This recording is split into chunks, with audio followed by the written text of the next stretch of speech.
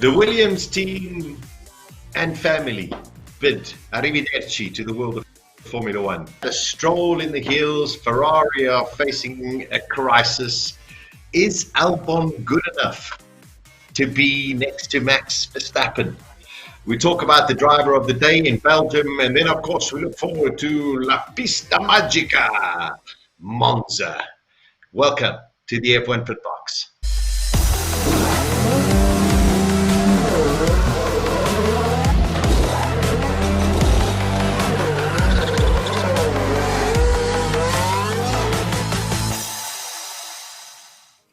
It's a very good evening. Welcome to the F1 PitBox with me, Sasha Martinga, and as always, joined by Gary Famata. How you doing, Gary?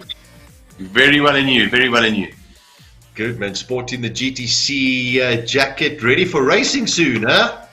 Yes, we are. End of September, we're out at Red Star Raceway. So, looking forward to it. Actually, we're going to have all the cars there this time. So, all the new GDC cars, the new Golf GTIs, the new Toyota Corollas. So, looking forward to it. So, at this late stage of 2020, we're actually kicking off as we should have always been. So I'm pretty excited to see all the new cars out on the track.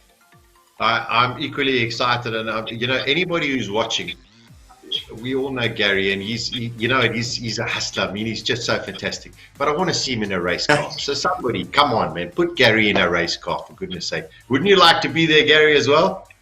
You know what? There's obviously still a little bit of, there's an itch for sure. But, listen, I had a good time, and I'm enjoying seeing what's happening now at GDC, and the series is looking good. And, whatever happens in the future, I think we've done something decent in South African motorsport, and, I'm happy with what we've done. It hasn't been easy all the time, but it's looking good, and I do look at it with a lot of pride. So I'm quite happy with that.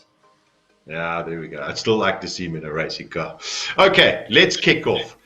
Big news came out about 3 hours ago, and that was, the headline was Claire Williams stepping down from Williams, the Williams team. And of course, further on, of course, she is the deputy principal of Williams, and of course, her father, Sir Frank Williams, the original founder of the team. And there they are together at the end of this Grand Prix, Gary. 43 years, the second oldest team in Formula One. Yeah, a sad time. The Williams name will remain, which I think is terrific. But the end of an incredible era of motorsport. Yes, I mean, look, Williams it's been a great team, world championship winning team, and I think just such a massive part of Formula One, as you said, all these years. An incredible story, in Frank Williams being able to build that team up literally from nothing and to where it got to eventually. It's just one of the teams that you just really wanted to see well, and was part of the success of Formula One, and lived through probably some of the greatest eras of Formula One. But in recent years, the team unfortunately hasn't gone well, and I'm actually quite happy that there has been a buyer that's come forward and taken over the team, and and keep it going. It would have been sad to see it going, out of business really. So I'm happy that it's there. And they haven't been performing, Sasha. We all know that the team has struggled. There's no two ways about it. And let's hope that whatever happens now, they get the right people in place, and if they've got the right funding to get the right people in place, we start to see their team improve and make their way up the grid. Formula One also needs every team they can get right now. So just as you said, in the end of an era. But for me, and you and I spoke about it early on today. I think it was when Patrick Head, I think, he was really sort of the man that did a lot at Williams. There's no two ways about it, and built those original, or designed the original championship winning cars for Alan Jones and what have you back in the day. That was really where the team worked. Frank Williams, Patrick Head, that was the team that worked and did so much, and it was the winning formula. Also able to bring in the right people into the team, and the newies and other designers that made the cars, the championship winning cars that they were. It just unfortunately hasn't been like that of late. So, but yes, they're still here. It's almost like when Bernie Eccleston bought the Brabham team back in the day. It went on to win world championships. It became very successful until he decided to to obviously focus on running Formula One. So let's see, maybe we have a story like that where we see Williams actually making their way back up to the front of the field.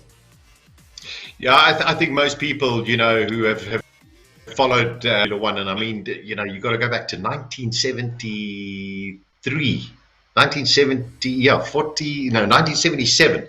That was the first ever Williams car, even though it was actually a March. And Patrick never drove that car with the legendary number 27. Everybody loves the number 27.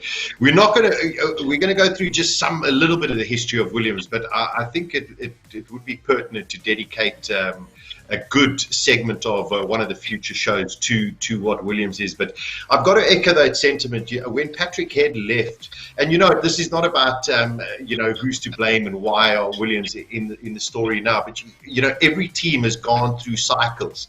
But ever since Patrick Head, and then another, I think, a very important cog, Gary, in Williams was a guy by the name of Sam Michael.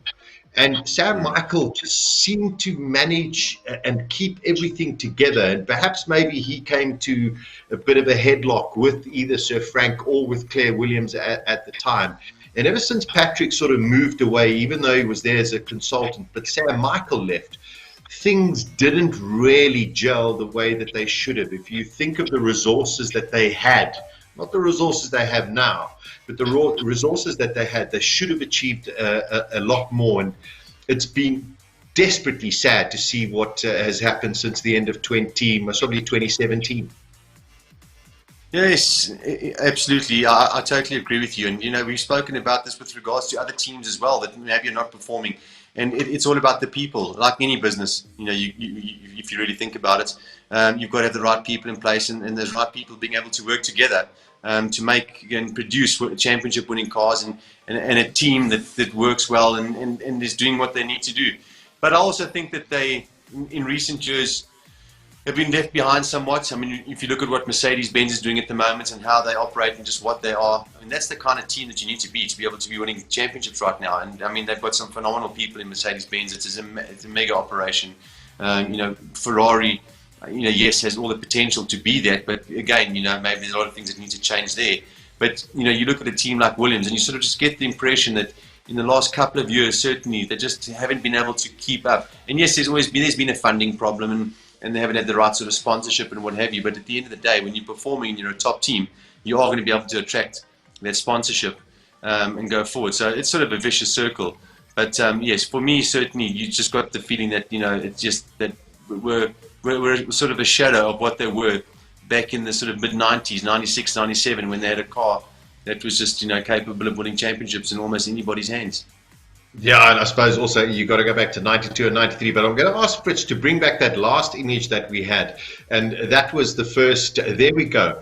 And this is quite amazing about this, because this was the FW06. Okay, and all of the Williams cars have been used the moniker FW after Frank Williams. And I was sitting there going, hold on a second, but what happened to FW01 through until 5? And through a little bit of research, of course, prior to Formula One, Frank Williams, of course, was racing cars. And you put that moniker of FW on all of them. But this was the first Formula One car, which was the FW06. And the next picture we've got is the Keke Rosberg car, which, of course, he won the 82 championship in that, Gary. And, you know, that's also a story for another day.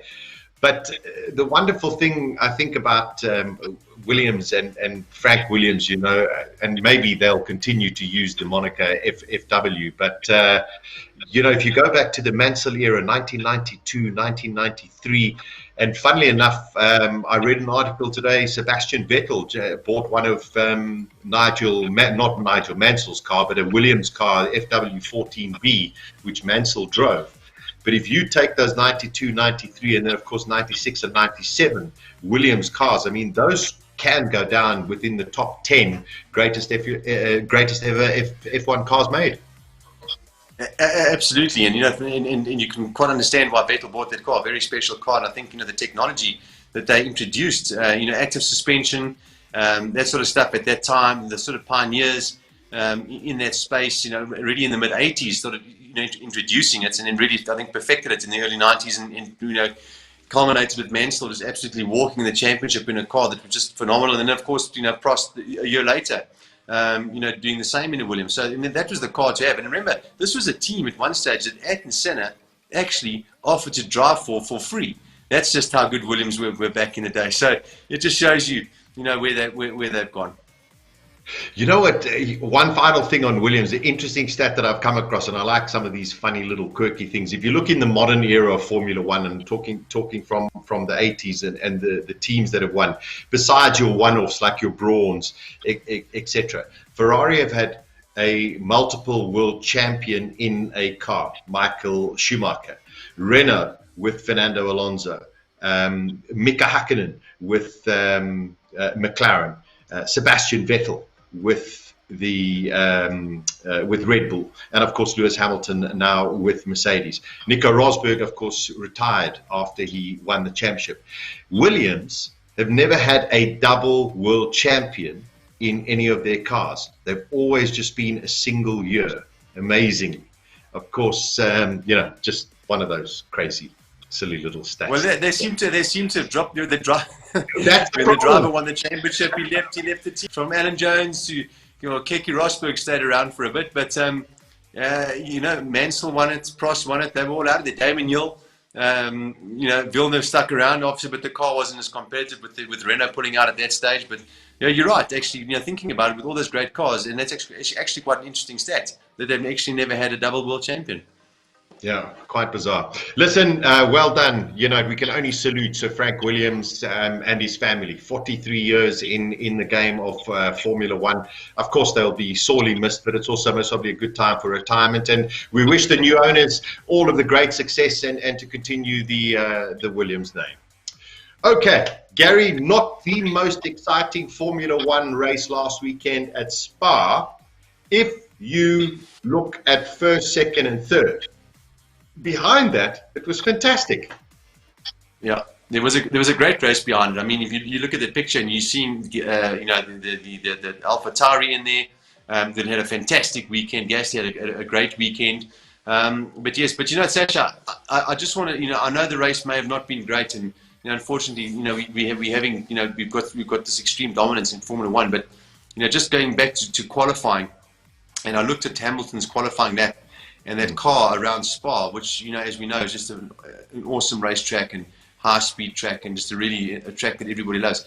I don't think I've ever seen a car in my life handle the way that car did. And even on the TV, if you look at the speed that car was carrying through the corners, it's just unbelievable. That was just something to just sort of marvel at and just realize how good that car actually is on a lap where Hamilton is driving it, to its full potential. Unbelievable. But the race, listen, as you said, it was what it was. But there were some great performances in the race, and I think sort of some people, Gasly in particular, sort of re-establishing himself, and I was quite surprised to see the Racing Points not sort of be up there as well. So it just shows you a difficult track to actually get right, and also a real driver in a competitive car can do something special at Spa. Yeah, 100%. And also just going back, I mean, that qualifying lap from Lewis Hamilton was something spectacular. The scary thing about it, Gary, and we've spoken about this at the past, I've always just been adamant that, if those Mercs are in the front, they must probably driving at 8, 9 tenths or whatever. Toto Wolff says they must probably got another 0.7 of a second per lap in that car. So, and we'll talk about the party mode a little bit later on in the show. If it's going to affect anybody, it's not going to affect them. The one thing that I was a little bit disappointed in over this Grand Prix was Valtteri Bottas. Number one, he got caught out so silly, Gary, by Lewis Hamilton. Going into La Source, he was right on the back of Hamilton. And Lewis knew that, without DRS or whatever, just the slipstream, he knew that Bottas would get past him at Le Combe. But Lewis was so clever. Just before going into Eau Rouge, he actually backed off a little bit, and Valtteri had to brake, and that's what gave him the little bit of the gap. That was the first error of Bottas. The second error, and he's done this on a couple of times behind the safety car, he's fast asleep. Yeah, look, safety cars, you've got to be wide awake. As you quite rightly said, it's an opportunity to definitely make up places. And if you don't get it right, well, then it's tickets. But you just also got to. I think by Hamilton backing up, just getting back to the move, going down to Eau Rouge, just backing off slightly and getting Valtteri out of the slipstream. It also just shows you. I mean, he's an aggressive driver. He seems to be pretty calm out the car and he says what he says and does what he does. But listen, in the car, he's aggressive, and it's a sort of a classic move. But it's your teammate and what have you. But he's there to win. He's taking this opportunity and he's going to win whatever he can. And to be totally honest with you, I'll say Bottas doesn't really have a chance, and there's nothing you can really do in that situation when another driver does it to you. But it's just I think it just shows you how aggressive Hamilton is, and just how badly he wants to win everything. And also, he's very, very clever. A couple of comments coming through here. Sue and Joe, all the way from Canada. She's watching. Gord's Reed as well. Rikash says, yep, Gasly, Ricciardo were great. Just a couple others. Highlight was the Alpha pass in the Ferrari. We'll talk about that. Totally disappointed that Sainz didn't go for it. Adrian Newey cars, of course, we're talking about Williams. Tracy saying, I think it's inevitable, sadly. So many new aspects in development which detract from the essence and spirit of what sport actually is. Okay. Angelo, GTC rocks, Gary. Bonasera, Candace, always with us. So always nice to have her along there as well. Zakir, sad indeed about Williams. So lots of great comments coming through about Williams as well. Hello, Eitan. Nice to have you along. Candace again. So, keep the comments through and we'll try and go through them as well. Stevie Chambers, Stevie C, joining us. He just turned 50 the other day. Michelle Buerta, nice to hear from you as well. Also a big Formula One fan. Colin saying hello. And Zak Anguris Tikanis this evening as well. Giorgio Zorbas. Let me just tell you a little bit about this guy, Gary. He says, finding this video feed is brilliant. Nice one, Sasha. While you're on the Williams story, remember Frank Williams used to work for Walter Wolf in the team that Jody Scheckter drove. If there is one person in the world, Gary, that I must tell you that knows Formula One like an encyclopedia, in the sense you could say to him, but Giorgio, what happened in 1978 at the Jarama in Brazil? He will tell you. He knows everything about Formula One. And I managed to make contact with him again today after 6 years. He's in the UK. Giorgio, sending you tons of love. And thanks. I'm so glad you're joining us. There we go. Okay.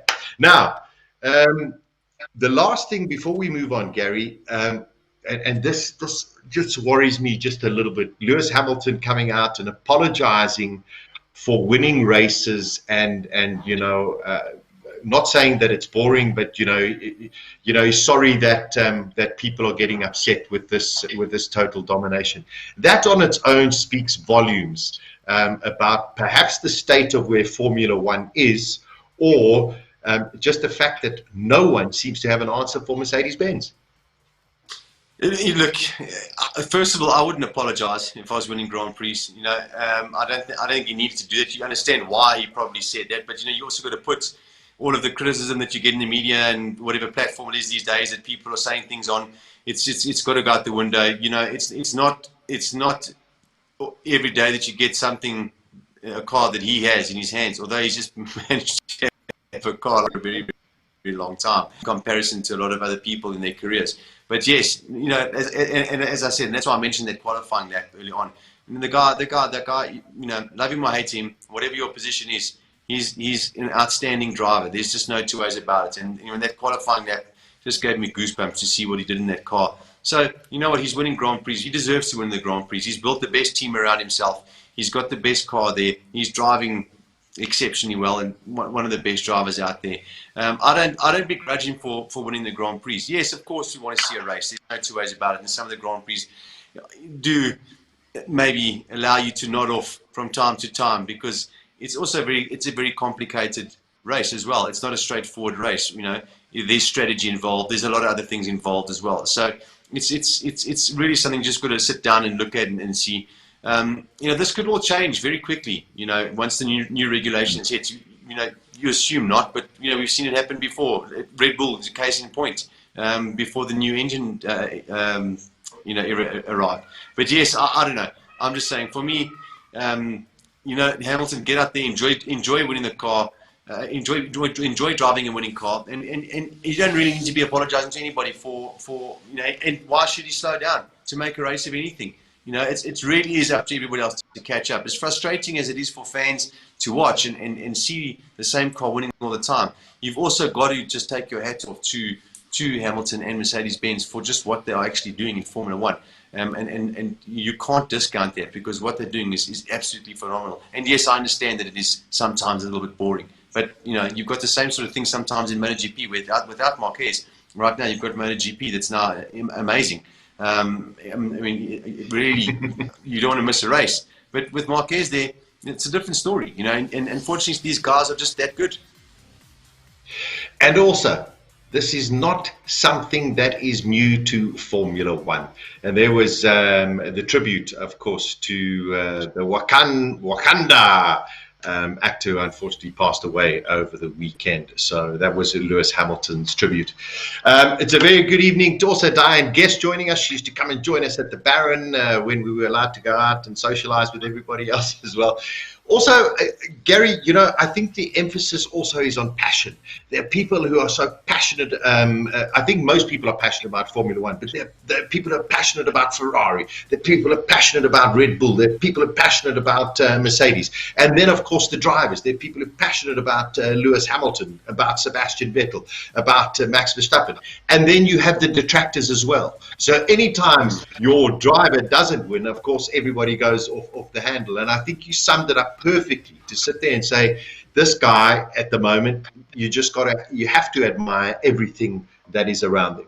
But the wonderful thing about passion and the seriousness about Formula One is you have to also have a sense of humor. Okay. And this just lightens me up, because we're going to talk Ferrari now. And Colin goes, Ferrari have been sandbagging, they'll shine this weekend. And of course, I think that brings a smile. It's such a beautiful looking car, Gary. You got to admit that. But unfortunately, and I've got to quote Martin Brundle from this weekend, because I was in my notes and I was writing it down here. And Leclerc, after his first lap, I mean, he was amazing, and he made up about 5 positions. And I was sitting there going, "Oh, okay, well maybe Ferrari's got some decent race pace." And Martin Brundle came out and said, "It seems like that Ferrari's got more reverse gears than forward gears." And man, that has got to hurt, any Ferrari fan, and of course the team and the drivers. It's such a complicated scenario that Ferrari are in at the moment. And I'm going to give my absurd hypothetical situation in a short while, Gary. But this is an incredibly painful time. I cannot remember. Perhaps in the early 90s, when Berger and Alesi were at Ferrari, I can't remember seeing a performance this poor. No, it's absolutely dismal. It's just shocking from Ferrari to be in this position right now, and you almost can't believe it that a team like that. It is one of the big 3 teams in Formula One, and to be suffering what they are right now. It's just unbelievable. And I think you're right. I don't even think it was as bad back in the day that you just mentioned. This is unbelievable. I mean, to have Russell qualifying up there with Ferrari, I think it just shows you that this thing is just and although he's going, you can take nothing away from Russell. I mean, he's driving at Williams phenomenally well, making it probably do things it shouldn't be doing. But to be up there with Vettel and those sort of guys in the Ferraris and Leclerc and Ferraris. It's just not good enough for Ferrari, and the changes and whatever needs to happen needs to sort of happen. You just can't continue on like this. It's an important brand for Formula One, and we've seen it before. Put Ferrari back in the hunt. All this sort of negativity and detraction. Formula One is this, Formula One is that. Put Ferrari back in the mix, and it changes it completely. And you've got to think just a year ago in Monza when Leclerc had that amazing race with Hamilton. For the entire Grand Prix, everybody was bouncing up and down about Formula One. So you just really want them to get back into the race, because they just do so much for Formula One. I think something very, very important over here, whether you're a Ferrari fan or you're not a Ferrari fan, Ferrari is very much part of the DNA of Formula One. And not having a competitor Ferrari affects so many things, unfortunately. And people go, oh, you're talking nonsense. Trust me, it does. Even Helmut Marko came out and said, listen, we need a powerful Ferrari. There's one thing, and there's very contradictory comments coming out at the moment, and some of it is PR talk. Carlos Sainz coming out, no, I think Ferrari will get over the engine problems and they'll be fine. I'm going, you're not even at the team. You don't really know what's going on, but I suppose now you sign and you're going to get millions of dollars. You've got to say something decent. And then you get Mattia Binotto coming out with two different statements, saying this could take many years for Ferrari to recover. And then on the other side, he says, well, our 2021 engine, because this all comes down to tokens, we'll talk about that. And he comes out and he says, on the bench, we're looking very, very good and we're very happy with the results that we're getting. So what is Binotto actually telling us? Is there something else we don't know, Gary? And now this is where I come with my absurd hypothetical situation. And I was thinking about this. We don't know what the FIA and Ferrari agreed to. The FIA have come out and said they could not prove that what Ferrari were doing was illegal. However, it clearly was not in the line, I suppose, of the directive of where the engine specifications were meant to go. People have said they were working out the fuel system and tricking the system, whatever it is. It gets very, very complicated. My theory here, Gary, and hear me out on this, is that the FIA went to Ferrari and said, listen, what you guys are doing is borderline wrong, okay? And instead of now sitting and giving away your intellectual property to everybody else, let's come to an agreement over here. And that agreement is going to be, for 2020, you are going to have to suffer. You're going to have to go back to an engine specification, the equivalent of either 2017 or 2018. And I can prove that to you because I looked at the times that Sebastian Vettel did in 2017 at Spa and the times that he did in 2020, and they are very, very comparable. They have lost 4 seconds since last year. Just in 1 year, they've lost 4 seconds. You cannot just tell me that that is just taking away some little element of the engine or power unit that they were doing. So in my opinion, the FIA said to Ferrari, slap on the wrist, you guys are going to have to suffer, take all of the pain in 2020, and back in 2021, ensure that your new spec engine is basically the same as Honda, Mercedes, and Renault, and then you can be fine. That's what I think. You know what, I think if it was the case, and again, this just comes from the FIA not being transparent, that we lead to, you think about all kinds of crazy things as to why things are happening. And, to make all the Ferrari customer teams suffer, if it was the case, would also be crazy. You're taking teams that need to be earning money by scoring points and are not being able to do that. It just doesn't make any sense. But and I think the big thing, as you said, and the reason why we can theorize the way we do is that the gap, the loss of time is just immense. And if it was wrong, and the FIA there was an intellectual property issue, and if it was the incorrect stuff, well then who cares? And let everybody know, well, they were doing this, which was wrong. That's why they're not doing it.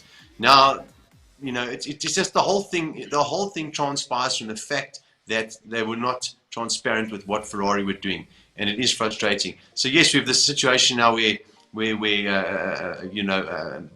$400,000 fine was issued, but the cars are allowed to race. So there's got to be some kind of this is what it is. This is right. That's wrong. And this is what was wrong, and this is why Ferrari have been asked to move back to the other engine, because what they were doing was illegal. And if they had to have lost their points last year, rather have let them lost their points and let them have raced for a championship this year. So they covered up whatever, if it was the case, they covered up whatever they did last year. And now, if Ferrari are being made to suffer, which I don't know if it's true or not, but it just seems like a crazy scenario. There's a share price in Formula One. It revolves around the show. It revolves around people watching. you don't want to be in this situation where you have Ferrari like where they are, as we discussed just now. So the whole thing, none of it really makes sense. It's just an unbelievable situation that we're sitting with right now. To have built a car and to be that much slower, it's just who knows. But we'd also honestly love to know what made them so fast last year, this time around, this time of the year. Yeah, no, I couldn't agree. And I agree with your sentiment on that side as well. They should have sat there and said, listen, Ferrari, we're doing something that we don't agree with, and we've told them now they've got to go away and et cetera, but they're allowed to do X. For them to have lost 4 seconds in 1 year at one track. Don't forget, in 2018, we're going to Monza this weekend. Kimi Raikkonen set the fastest ever lap around in Formula One history. It originally was Keke Rosberg, then Juan Pablo Montoya, and now Kimi Raikkonen. This year, 2 years later, we're going to see what Ferrari's qualifying time is. And then you just look at 2018 and give that as a reference, and we'll have some kind of understanding as to what has gone wrong. But you know what? It's a very, very complicated story. Charles Leclerc has got a 5-year contract. Carlos Sainz has just signed to go to Ferrari. Mattia Binotto says it could take years for Ferrari to recover. You've got 2 of young, fantastic racing drivers. What do these 2 guys do now? I think Binotto should go, to be totally honest with you. I think he's useless. I think he's taking the team down the wrong road. And, you know, if Sergio Marchionne was in charge of that company still, I think, you know, I mean, you can only imagine what a man like that would say if somebody says to you, your chief of your Formula One operation says to you, well, it's going to take many, many years to sort out. I'd say rubbish. Well, then get somebody else in here that can do it in a short amount of time, because we don't have many years to be competitive in Formula One. And you know, and I didn't even think of the driver situation, which you mentioned right now. You've signed long contracts. They're there to win championships. Leclerc certainly is there to win championships. So now you're going to waste your early 20s in a car that's, no, well, it's going to take years to fix. I think it's a crap excuse, with all due respect. So, you know, I just don't see the team being led by the right people. Well, listen, you know what? I waited for 21 years from Scheckter to Schumacher to win a championship. I'm getting older. I don't want to also wait that long. Exactly. For him to get and even then, at least they had half a go at it. You had Prost kind of having a go at it, and you had a couple of people nearly getting there with it on a couple of occasions, even in dark times. So this is. I mean, listen, you can't. I mean, I think if it was a comment, maybe it was taken out of context by the press, because a lot of time things are taken out of context by the media in Formula One. But yeah, I don't know. It may take a couple of years. Doesn't? Jeez, it's a bit of a joke. Listen, for Alfa Romeo, with the greatest respect, Kimi Raikkonen getting past Sebastian Vettel in a normal race condition, that's got it. I mean, that on its own tells you a story. The fact that Charles Leclerc on fresh could not pass the Haas. Also, never mind just the power problem, Gary, there's something fundamentally wrong with the design of this car. Yeah, whatever it is, if it's the drag they talk about or whatever it is, it's not working. You know, and I think there are great people at Ferrari. Don't get me wrong. I think there's some good people there. For whatever reason, the direction they've gone in, or whoever has led the direction, it's just not worked out. And listen, of course, we hope that the car's going to be quick next year and they're going to be up there. It is important, but certainly for this year, you know, you just got to believe that there's nothing that they're going to be able to do. But yes, I think Binotto's the wrong guy. I'll be honest. I think he's the wrong guy. Yeah, there we go. Let Flavio Briatore get over COVID, and who knows. As Giorgio says over here, the Ferrari is very much the Italian war tanks from World War II. 6 reverse gears, 1 forward gear. Okay, let's move on, Gary, and let's talk about a couple of other drivers that are performing and not performing. The first one, you know, and I bring it up every time we do a show, and that's Alex Albon. Now, Alex Albon finished in 6th position. Max Verstappen finished 15 seconds, and he was nursing his car home. Albon was a further 27 seconds down the road from him. And I heard the commentators sitting and saying, oh, yeah, there was a decent performance from Alex Albon.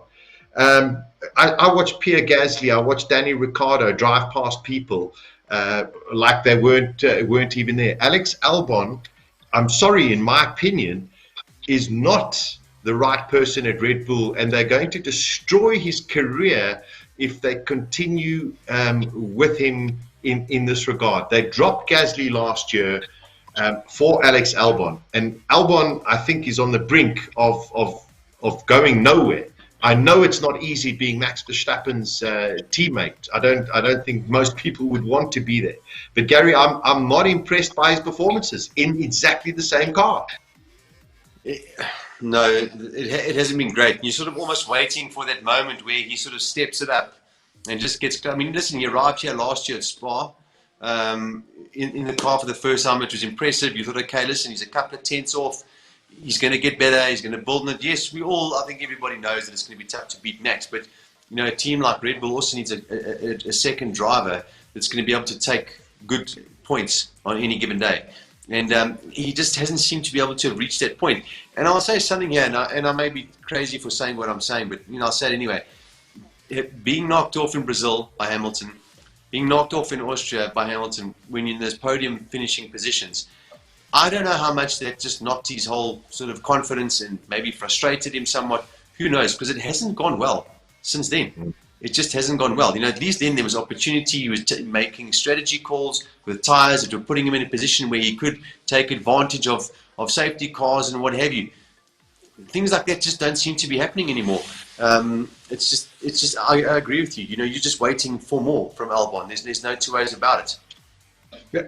You know, the whole point about it is that he isn't there to try and assist Max. For example, if Red Bull were fighting with Mercedes for a championship, or Ferrari were up there as well, Mercedes know that they've got fantastic backup in Valtteri Bottas. They know that he's going to be up there, and if he needs to, he can take points away from somebody else. Yeah. Max Verstappen is racing on his own. Whereas if perhaps Albon was up there with him, you know, maybe they could take some kind of fight to Mercedes. I'm not saying they're going to be able to fight with Lewis Hamilton, but maybe they can take some kind of fight. And this is where I'm just getting a little bit frustrated with Alexander Albon and his performances. Let's hope he has a better race this weekend in Monza, and he's up there with Max, and we see something. The other driver I've got to talk, and I called it early on in the race, was Pierre Gasly, my driver of the day. And it really honestly had nothing to do with the overtake, Gary, of Sergio Perez going down to Eau Rouge, which, you know, reminded me of Weber on Alonso. But just the way this guy drove and his pit strategy, he didn't go in the safety car. He came out with the hard compound tires, but he had to race through the field. The way he drove in a car that's, you know, a second a lap slower than the Red Bull. I mean, this kid really, from being tossed away from Red Bull last year, has really, you know, broadened his shoulders and is really proving to be a fantastic racing driver.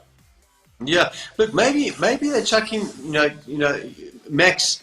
We know what happened there. I mean, listen, he was in Red Bull by the time he was 18, and that was the deal. But that's Max Verstappen you're talking about. He's a phenomenon. He's one of those guys that comes along every now and then. You know, he's that guy. Maybe the other guys are just being chucked into that Red Bull team too soon. You know, Gasly struggled last year. We saw Albon going to the car. He's also only been in Formula One for half a season. It's a tall ask. You know, it really is a tall ask. But, you know, again, I'm going to go back to it and just say, you know what, you can say whatever you like. They're really good guys. Hamilton took on Alonso in his first Grand Prix ever. And Schumacher did what he did in his first Grand Prix ever. Even Villeneuve, who, you know, whatever you want, was on pole, I think, for his first Grand Prix, nearly won his first Grand Prix that he raced. So, you know, the good guys, the championship-winning guys have arrived and have produced the goods from day one. And unfortunately, at this level, if you're not going to produce when you arrive there, it doesn't really bode well for you. But you know, the dilemma now, you know, is, and I know it's maybe on our show list, but you know, does Gasly even want to go back to Red Bull?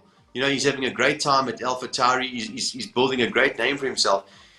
You know, he's almost, in my opinion anyway, you'd want to get a drive with somebody else. You know, he'd want to go to, you know, if it was available, for example, a Renault or a McLaren, I think, to do something. I just don't know if you want to go to Red Bull and cope with Max, especially if you've only been in Formula One for the time sort of that these guys have had. Although they've done a lot of Grand Prix, it's a difficult task. But yet Ricciardo was handling Max, you know. 100%. In my opinion, if I was, Horner or Marca, I'd sit there and say, you know what, put Gasly and Albon in AlphaTauri, bring back a guy like Hulkenberg, stick him next to Max just for a year so that these two guys can hone their racecraft. Yeah.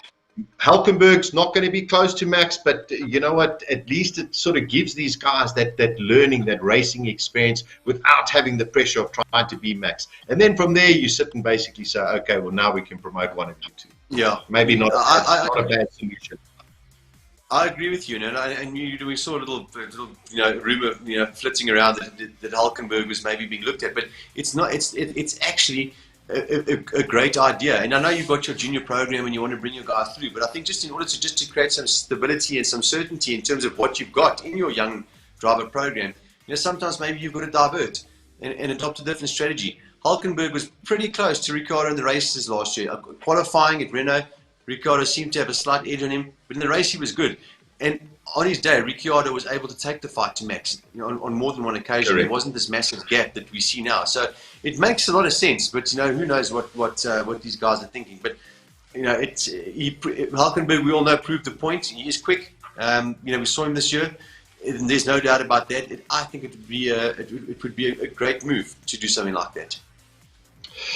Listen, we are that part of the season. We're going to race 8 out of 17. Of course, since Perez got COVID and Hulkenberg came back, Hulkenberg's name is being bandied around. And of course, we look at the driver market at the moment, and you've got something like Alfa Romeo, and we spoke a little bit about it last week. You've got Kimi Raikkonen, who's undecided at this stage whether or not he wants to race. And Gary, you sat there and said, maybe time to give way for other drivers.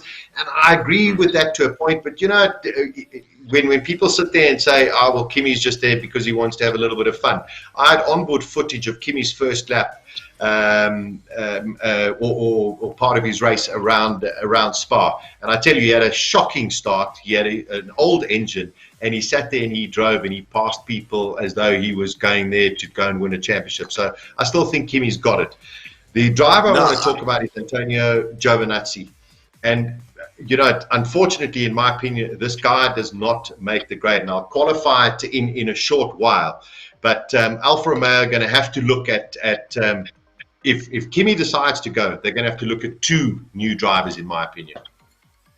Yes, just on the Kimi thing, I thought about that watching the race, and of course, you would say something like that, and then the guy just goes out and has an absolute blind over Grand Prix. You think just like, okay, right, this guy's still got it. He's hungry and he's doing special things, passing Ferraris and doing all sorts of stuff. And I definitely thought about that. And you look at and it probably only takes a race or 2 to make that decision. Say, okay, well, listen, we're going somewhere now. Maybe I want to stay in here because this is actually working out for me. But it didn't so far. But on Giovinazzi, well, I think it's just quite simple. At the end of the day, all he needed to do was beat Raikkonen, and I think that's what he needed to do to secure his Formula One career. And he hasn't been able to do it regularly enough. There's been occasions when he's been okay, but it hasn't been good enough. And as you said, you've got Hulkenberg sitting outside, sitting out there without a drive. You've got Vettel at this point in time. We don't know where he's going to go, for that matter. But yet you've got a team that's trying to develop a guy like Giovinazzi, and you just also, again, like Albon, you're just kind of like waiting for the switch to turn on and for something really good to happen, and it's also just not. It's not happening.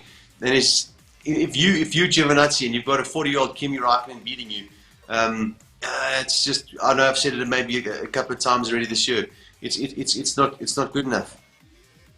Yeah, and I couldn't agree. And as I say, I wanted to qualify exactly what I said about Giovinazzi. I managed to get a transcript of the pit 2 driver radio between Giovinazzi and the pit. Gary, number one, Giovinazzi had a new engine in the back of his Alfa Romeo. Kimi Raikkonen had an old engine in the back of his Alfa Romeo. Kimi was driving, got through everybody, as I say, had a terrible start and was pushing Giovinazzi. Giovinazzi was getting told by his pit crew the whole time where he needs to be faster, where he needs to brake, where he needs to do this, where he needs to do X. And I'm sitting there going, this is it's like a coaching school. This is Formula One, for goodness sake. And then Kimi Raikkonen sat there and said, let me get fucking past, okay? Because he couldn't pass him down the straight, but he was saying, let me go past, I'm going to be faster and I can actually chase the Ferrari. They told Giovinazzi to push, Gary. Giovinazzi pushed, and what did he do? He crashed. That, and I mean, I've read the transcript. I'm not bashing Giovinazzi. I mean, for goodness sake, I'm just saying the guy's not good enough. We've got Mick Schumacher, we've got Schwartzman, we've got Callum Eilert, all of these guys waiting in wings that deserve a chance. And who do you want to learn from? Antonio Giovinazzi or Kimi Raikkonen? No, exactly. I mean, exactly. That's a no-brainer. Yes, and there's nothing wrong with saying, listen, we've seen you're losing a bit of time in this chicane, or you're losing a little bit of time here. Yeah, no problem. That's all good. But when you're getting full-on driver coaching at this level, you shouldn't really need it. And to be holding your teammate up in a slower car, that just tells you a story. What more do you need to know? Yeah, there we go. Okay, listen, we don't make the decisions. Let's see what happens. But I tell you, watch out for Robert. Yeah, watch out for Robert Schwartzman, Mick Schumacher, Romain Grosjean, Nico Hülkenberg, Antonio Giovinazzi, and most probably Kimi Raikkonen. 6 people you've got to watch out, names that will be bandied about for sure. All right, this weekend, Monza. It is La Pista Magica. There's no party mode, Gary, which means that the teams have to drive the cars in the same mode that they choose during qualifying. So if in qualifying they want to turn the engine up to 10 tenths, that's how they have to drive the race, and that could be a reliability issue. However, if in qualifying they want to drive at 8 tenths, they have to use that same in qualifying. Is it going to make a difference? My personal opinion, it's going to make no difference. That's what I think. I think we'll talk again next week, and maybe I'm completely wrong, but I don't think it's going to make any difference at all.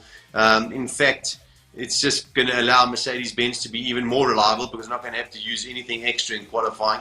And I still think the car's going to be on pole, and they're going to race where they've been racing in any event. So I don't think it's going to make it's going to make that much difference at all. So let's see what happens. I know Binotto thinks he's hoping that it's going to make a change. I don't know if it's going to make Ferrari go from 14th to where, I'm not too sure, but I just don't see it making any difference whatsoever.